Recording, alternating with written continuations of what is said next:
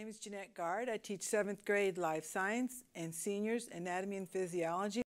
I will be starting chapter 19 from the book of John. Jesus sentenced to be crucified. Then Pilate took Jesus and had him flogged. The soldiers twisted together a crown of thorns and put it on his head. They clothed him in a purple robe and went up to him again and again, saying, "Hail, King of the Jews!" And they slapped him in the face. Once more Pilate came out and said to the Jews gathered there, "Look, I'm bringing him out to you to let you know that I find no basis for a charge against him." When Jesus came out wearing the crown of thorns and the purple robe, Pilate said to them, "Here is the man." As soon as the chief priests and their officials saw him, they shouted, "Crucify, crucify!" But Pilate answered, "You take him and crucify him. As for me, I find no basis for a charge against him." The Jewish leaders insisted, "We have a law, and according to the law he must die, because he claimed to be the Son of God." When Pilate heard this, he was even more afraid, and he went back inside the palace. "Where do you come from?" he asked Jesus, but Jesus gave him no answer. "Do you refuse to speak to me?" Pilate said. "Don't you realize I have power either to free you or to crucify you?" Jesus answered, "You would have no power over me if it were not given to you from above. Therefore, the one who has handed me over to you is guilty of a greater sin."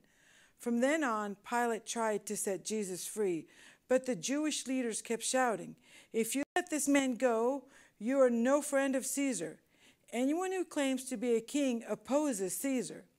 When Pilate heard this, he brought Jesus out and sat down on the judge's seat at a place known as the Stone Pavement, which is Aramaic for Gabbatha. It was the day of preparation of the Passover. It was about noon. "Here is your king," Pilate said to the Jews. Then they shouted, take him away, crucify him." "Shall I crucify your king?" Pilate asked. "We have no king but Caesar," the chief priest answered.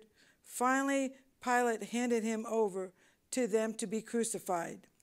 The crucifixion of Jesus.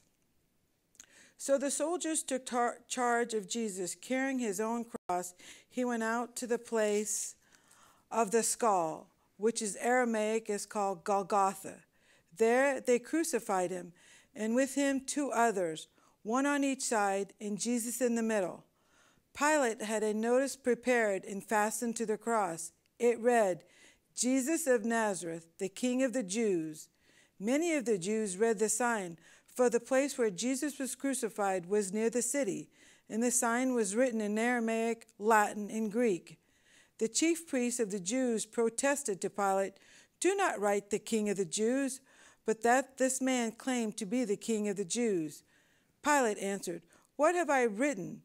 I have written." When the soldiers crucified Jesus, they took his clothes, dividing them into 4 shares, one for each of them, with the undergarment remaining. This garment was seamless, woven in one piece from top to bottom. "Let's not tear it," they said to one another. "Let's decide by lot who will get it." This happened that the scripture might be fulfilled that said, "They divided my clothes among them and cast lots for my garment."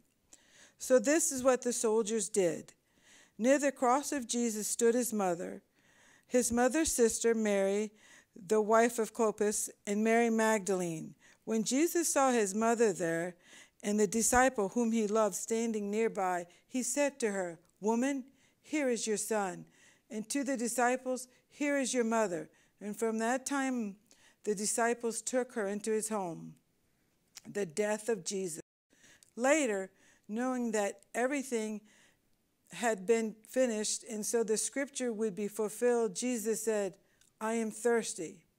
A jar of wine vinegar was there, so they soaked a sponge in it, put the sponge on a stalk of the hyssop plant, and lifted it to Jesus' lips. When he had received the drink, Jesus said, "It is finished." With that, he bowed his head and gave up his spirit. Now it was the day of preparation, and the next day was to be a special Sabbath. because the Jewish leaders did not want the bodies left on the crosses during the Sabbath.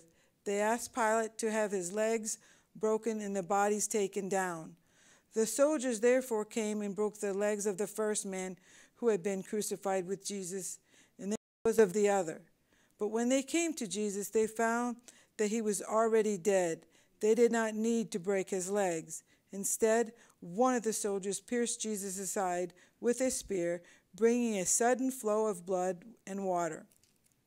The man who saw it was given testimony, and his testimony is true. He knows that he tells the truth, and his testimony is so that you also may believe. These things happened so that the scripture would be fulfilled. Not one of his bones will be broken. And as another scripture says, they will look on one they have pierced. The burial of Jesus. Later, Joseph of Arimathea asked Pilate for the body of Jesus. Now Joseph was a disciple of Jesus, but secretly because he feared the Jewish leaders. With Pilate's permission, he came and took the body away. He was accompanied by Nicodemus, the man who earlier had visited Jesus at night. Nicodemus brought a mixture of myrrh and aloes, about 75 pounds. Taking Jesus' body, the two of them wrapped it with the spices and strips of linen. This was in accordance with Jewish burial customs. At the place where Jesus was crucified, there was a garden, and in the garden a now tomb, in which no one had ever been laid, because it was the Jewish day of preparation, and since the tomb was nearby, they laid Jesus there.